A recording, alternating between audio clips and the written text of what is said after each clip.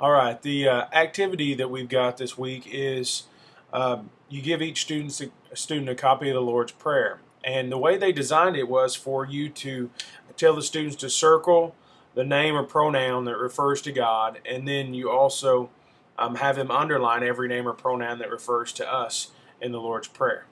And then it's got this question: are there more yous or us's in the Lord's Prayer?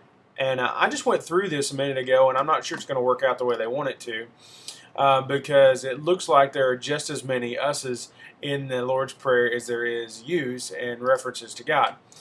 Maybe I'm way off here, but I've got. It depends on how much of this passage they're including. If they include all of it, where it says, so do not be like them, for your Father knows what you need before you ask Him.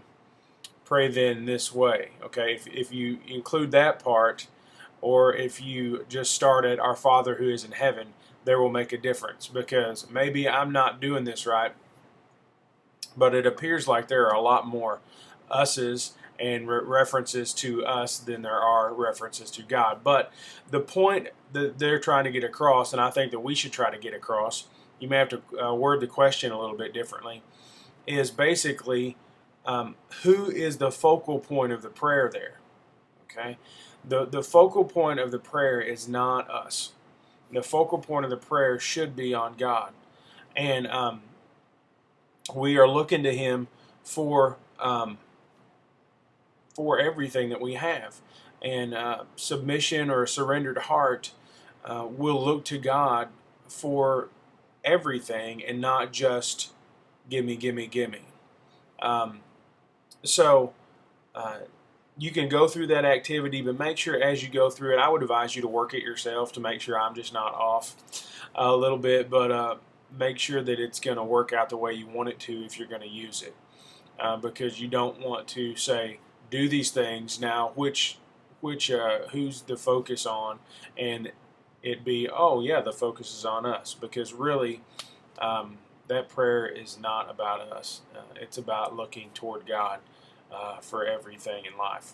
So anyway, that's the activity. Use it if you want to, don't if you don't want to. I want it to be beneficial for you, not a hindrance. So thanks. All right, as we move into the look portion, we're going to systematically go through the Lord's Prayer here, and we're going to look at each phrase and what the significance of that phrase is. And the first one is, what's the significance of calling God our Father? What does the term Father imply? It says relationship, authority, loving care, and intimacy. One thing I think it's important to realize is that whenever we walk into the classroom, people's perception of the word Father are different, because for instance, my family, I grew up in a home where my dad was loving. He cared for us. He took care of our needs. He, you know, he would talk to us, um, things like that. He took us to church all the time. So, for me, the word Father is very, very much all of these things that I just mentioned.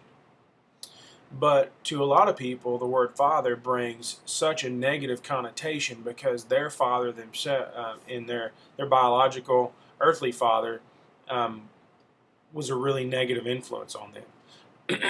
Excuse me. But so we've got to remember to really emphasize those things that are in the answer there, because some kids just don't have that. And you think about the number of students, not just here, but the number of students overall in West Plains that don't even have a dad in the home, and so they don't have a reference point. But I've heard forever, and I don't know where this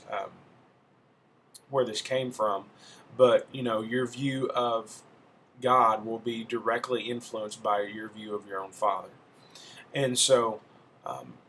Make sure you emphasize relationship, authority, but also loving care and intimacy, because a lot of kids just don't have that. Then you talk about why you have the sunglasses on. If you come to realize that God is your Father, and that meaning all of those things that I just talked about, then it means that you look at reality differently than other people.